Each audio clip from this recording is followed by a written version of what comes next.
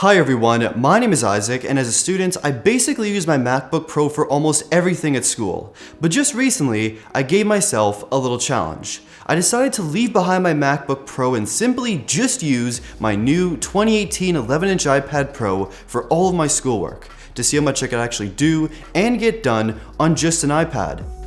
And believe it or not, I was genuinely surprised. I didn't miss my laptop, nor did I have any desire to ever even pick it up and use it ever again. The iPad experience has been really good so far, but in this video, we're gonna see if it's a good main computer for the long term, especially as a student. Find out more after this. This video is brought to you by Paperlike, a special screen accessory for your iPad Pro that makes writing or drawing with the Apple Pencil feel just like paper. Hit the link in the description to learn more.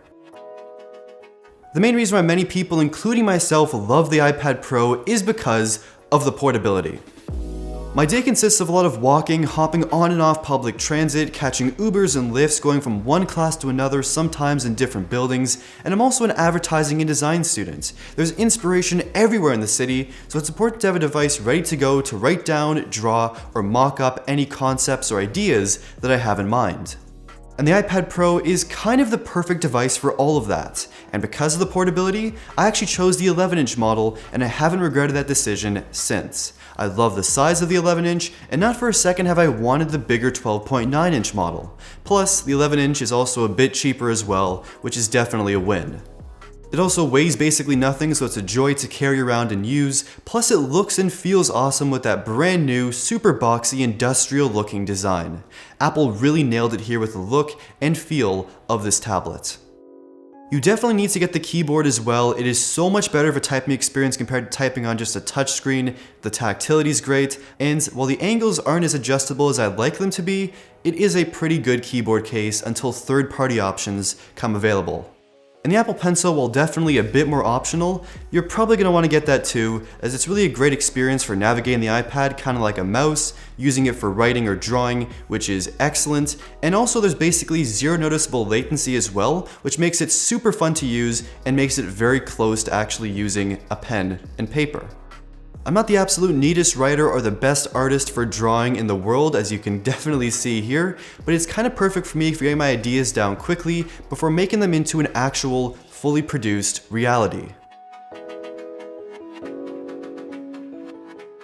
Writing notes on the iPad Pro is definitely an amazing experience, especially in Notability, where I can write, draw, and highlight with the Apple Pencil, take pictures and record audio from lectures, get internet information and paste it directly in. This is one of the absolute best use cases for an iPad Pro, especially for school, and for me personally, it's actually all I use for writing out notes. No pencils, no paper, no pens or anything, just this iPad, and it works excellent. And that 120Hz Retina display on the iPad Pro is something else. It is buttery smooth, you've never seen anything like it. It is just so fluid, it makes the device actually feel faster than it actually is, especially with those new gestures. And having no home button, the iPhone-like gestures here are amazing, as well as with Face ID, no problems here either. It's super quick, super convenient, and this has gotta come to the MacBook lineup. It's just that good. There's also a whole bunch of keyboard functions and other tricks as well to make typing and navigation just that much better on the iPad. I just wish the Apple Pencil was used a bit more for gestures and was a bit closer to a mouse in terms of functionality. Dragging text and images to copy between applications is also a pretty good experience and makes using the iPad Pro much more intuitive than you'd expect on a touchscreen display. It also finally has USB-C, thank you Apple, which actually makes finding adapters, cables, and accessories that much easier and also that much cheaper as well, as it's no longer a proprietary charging or adapter system. But if you have an iPhone or an older Android phone, you're gonna need to bring around at least 2 different chargers with you on a daily basis. Link down below to the cable I actually use. It has 3 different ends you can swap out, so you can have Lightning, MicroUSB, and USB-C, which makes it super handy, but I just really hope Apple adds USB-C to the next iPhone. That would make life just so much easier. You can also plug the iPad Pro directly into a monitor, but the aspect ratio won't match up with the iPad display, so you're going to have some black borders for sure, but hopefully developers can actually bring along a 2-pane kind of view, so you can have one thing on the display and one thing on the actual iPad, which would be pretty cool for productivity. Now when actually using the iPad Pro, it can definitely be a bit tough to get used to at first on a daily basis, especially coming from like a full real desktop computer or laptop experience. But when you do get used to it, it's tons of fun to use. I love working on my essays on here. Using the internet for research is a great experience. Keynote works very well too. You can of course get Office, use Google Docs, all that stuff as well. It all works great. Editing photos is also pretty awesome here with the iPad Pro, especially with the right applications like Lightroom or VSCO. Both are great for quick edits on the go.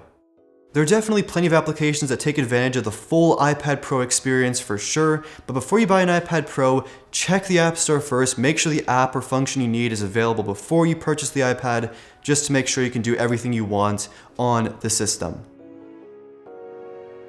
Now, split screen multitasking is very useful and also very convenient on the iPad Pro, but I just wish there were some more options available with multitasking. I wish there were like free-form floating windows or more split screen window options available, and having the ability to actually have two windows open from the same application would be an amazing feature, which should definitely already be here. You can only have one window open from one application at a time, which just isn't that great. Okay, so the iPad Pro does 80% of things that I want to do for school, and it does them all incredibly well. I can work on concepts, type out essays, talk to my groups very easily, type out emails, draw or write with the Apple Pencil, do some light photo editing, and when it actually comes to relaxing, this is a great social media and video watching experience on a device that is super portable and is a joy to use. But that very last 20%, the stuff I need on my iPad Pro to have it fully replace my computer on a daily basis. All I'm asking for is the full version of Final Cut Pro 10, Photoshop, Adobe Illustrator, and InDesign, and that's basically it. With those applications, I would completely switch to the iPad Pro as my daily device. I'm sure in the future there will definitely be some official versions of most of these applications, like we're already getting Photoshop next year for example, but for now there are actually some great alternatives to actually use in the meantime. There are things like LumaFusion for video editing, which is very close to Final Cut Pro, works extremely well with a whole bunch of features. There's also Graphic, which is a good Illustrator alternative, and the mobile Photoshop is okay for now, just for some light things, but we definitely need some full applications, especially from Adobe. There's also kind of no full official external storage functionality available on the iPad Pro natively, so if you plug in an SSD or a flash drive, basically nothing happens.